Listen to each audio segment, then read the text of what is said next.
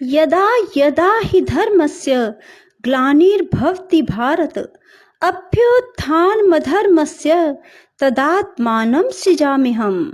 राधे राधे मेरे प्यारे भाइयों बहनों माताओं माँ बंधुओं, आज योगिनी एकादशी के दिन मैं आपके लिए लाई हूँ श्रीमद् भागवत गीता का अध्याय। बंधुओं, जिसे सुनने मात्र से भगवान श्री हरि की आप पर विशेष कृपा होगी। बंधुओं, आपके पितर भी प्रसन्न होंगे और आपको ढेरों आशीर्वाद देंगे। बंधुओं, यदि आपने हमारे चैनल को अब तक सब्सक्राइब नहीं किया तो जरूर करें और बेल आइकन दबाना ना भूलें, ताकि आपको हमारी आने वाली सभी वीडियोस की जानकारी सबसे पहले हो सके। बंधुओं, वीडियो को पूरी सुनने के बाद कमेंट बॉक्स में जय श्री हरि जरूर लिखें। बोलो श्री कृष्ण भगवान की जय। ओम श्री परमात्मने नमः। अर्जुन ने प्रश्न किया, हे जनार्दन, यदि कर्मों की अपेक्षा ज्ञान आपके श्रेष्ठ मान्य है तो फिर हे केशव मुझे भयंकर कर्म में क्यों लगाते हैं? आप मिले हुए से वचन से मेरी बुद्धि को मोहित से करते हैं। इसलिए उस एक बात को निश्चय करके कहिए कि जिससे मैं कल्याण को प्राप्त हूँ। इस प्रकार अर्जुन के पूछने पर भगवान श्री कृष्ण महाराज बोले, हे निष्पाप अर्जुन, इस लोक में दो प्रकार की निष्ठा मेरे द्वारा पहले कही गई है, ज्ञानियों की ज्ञान योग से और योगियों की निष्काम कर्म योग से।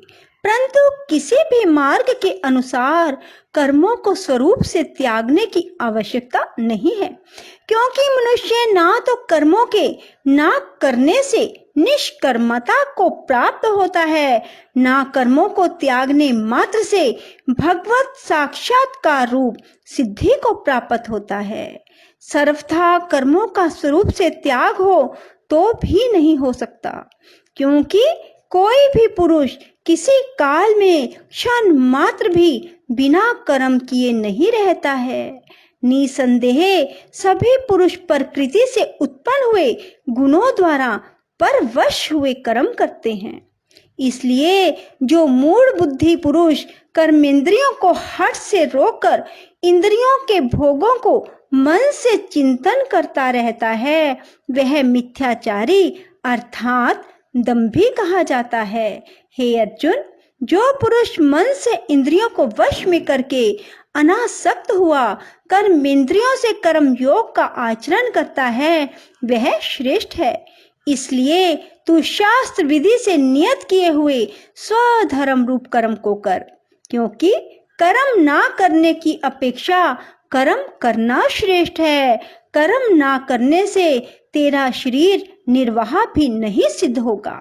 हे अर्जुन, बंधन के भय से भी कर्मों का त्याग करना योग्य नहीं है, क्योंकि यज्ञ अर्थात विष्णु के निमित्त किए हुए कर्म के सिवा अन्य कर्म में लगा हुआ ही यह मनुष्य कर्मों द्वारा बनता है। इसलिए हे अर्जुन, आसक्ति से रहित हुआ उस परमेश्वर के निमित्त कर्म का भली प्रकार आचरण कर। कर्म ना करने से तू पाप को भी प्राप्त होगा, क्योंकि प्रजापति ब्रह्मा ने कल्प के आदि में यज्ञ सहित प्रजा को रचकर कहा कि इस यज्ञ के द्वारा तुम लोग वृद्धि को प्राप्त हो, और यह यज्ञ तुम लोगों को इच्छित कामनाओं के देने वाला होवे।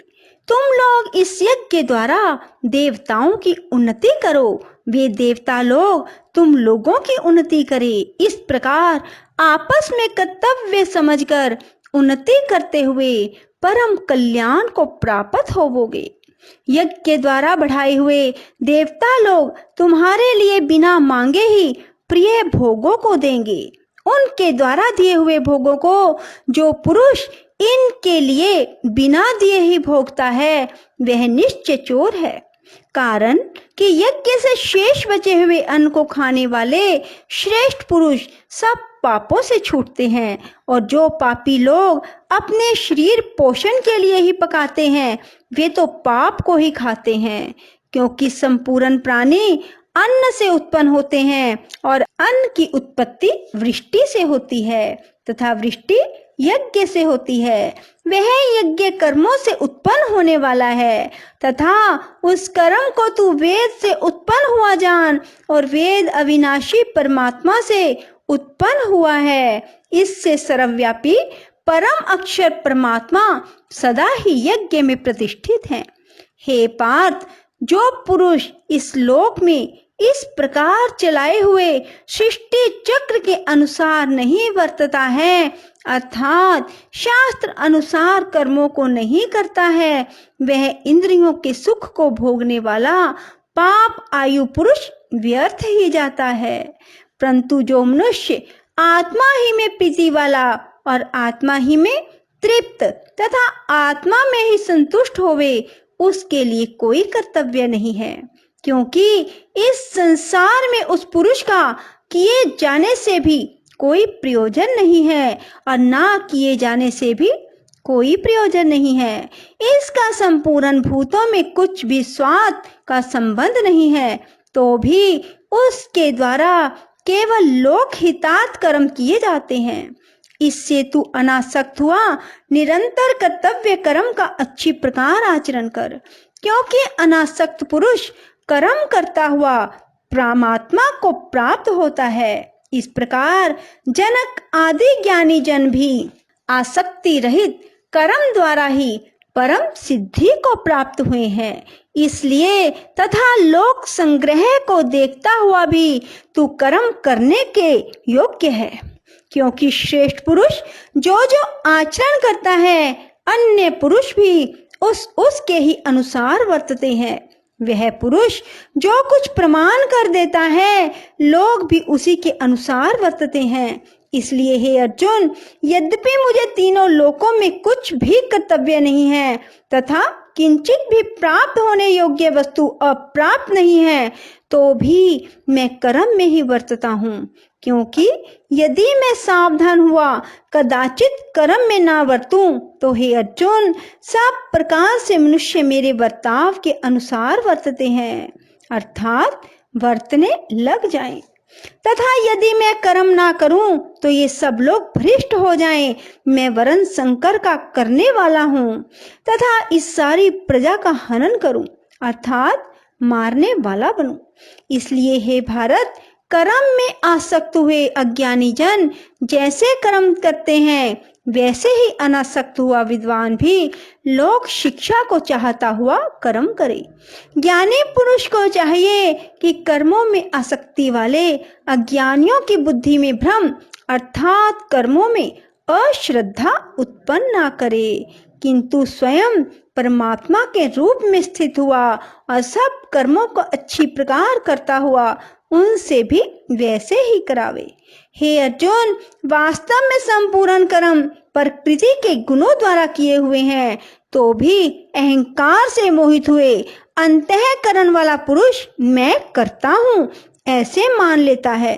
परंतु हे महाबाहो, गुण विभाग और कर्म विभाग के तत्व को जानने वाला ज्ञानी पुरुष संपूर्ण गुणों में वर्तते हैं ऐसे मानकर नहीं आसक्त होता, और प्रकृति के गुणों से मोहित हुए पुरुष गुण और कर्मों में आसक्त होते हैं। उन अच्छी प्रकार ना समझने वाले मूर्खों को अच्छी प्रकार जानने वाला ज्ञानी पुरुष चलायमान ना करे। हे अर्जुन, तू ध्यान निश्चित से संपूर्ण कर्मों को मुझ में समर्पण करके आशा रहित और ममता रहित होकर संताप रहित हुआ युद्ध कर। हे अर्जुन, जो कोई भी मनुष्य दोष बुद्धि से रहित और श्रद्धा से युक्त हुए सदा ही मेरे इस मत के अनुसार वर्तते हैं, ये पुरुष संपूर्ण कर्मों से छूट जाते हैं। और जो दोष दृष्टि वाले मूर्ख लोग इस मेरे मत के अनुसार नहीं वर्तते, उन संपूर्ण ज्ञानों में मोहित चित्त वालों को तो कल्याण से भ्रष्ट हुए ही जान। क्योंकि सभी प्राणी प्रकृति को प्राप्त होते हैं, अर्थात अपने स्वभाव से परवश हुए कर्म करते हैं। ज्ञानवान भी अपनी प्रकृति के अनुसार चेष्टा करता है, फिर इसमें किसी का हठ क्या करेगा। इसलिए मनुष्य को चाहिए कि इंद्रिय के अर्थ में अर्थात सभी इंद्रियों के भोगों में स्थित जो राग और द्वेष है, उन दोनों के वश में नहीं होवे, क्योंकि इसके वे दोनों ही कल्याण मार्ग में विघ्न करने वाले महान शत्रु हैं।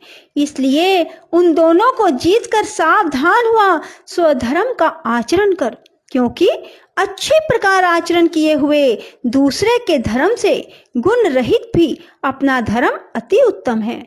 अपने धर्म में मरना भी कल्याणकारक है और दूसरे का धर्म भय को देने वाला है। इस पर अर्जुन ने पूछा, हे कृष्ण, फिर यह पुरुष बलात् लगाए हुए के सदृश ना चाहता हुआ भी किस से प्रेरा हुआ पाप का आचरण करता है। इस प्रकार अर्जुन के पूछने पर श्री कृष्ण महाराज बोले, हे अर्जुन, रजोगुण से उत्पन्न हुआ यह काम ही क्रोध है। यह ही महाअशन अर्थात अग्नि के सदृश भोगों से ना तृप्त होने वाला और बड़ा पापी है। इस विषय में इसको ही तू वैरी जान।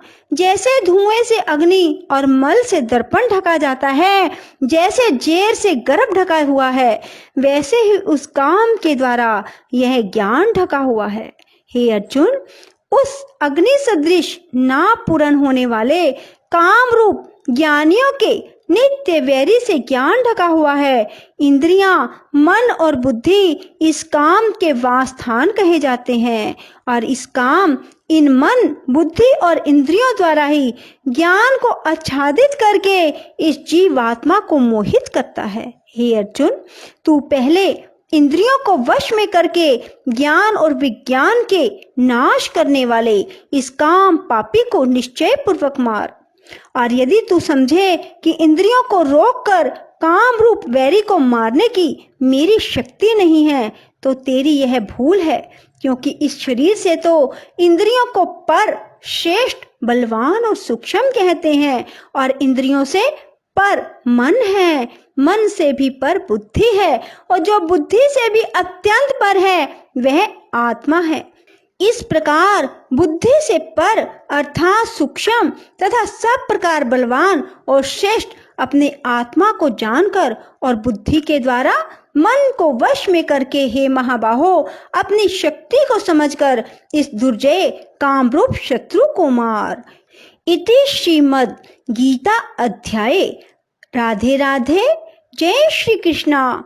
ओम हरे राम राम राम हरे हरे, हरे कृष्ण कृष्ण कृष्ण हरे हरे। बोलो श्री कृष्ण भगवान की जय। बंधुओं, यदि आपको हमारी वीडियो पसंद आए तो इसे लाइक करें और शेयर भी जरूर करें। धन्यवाद।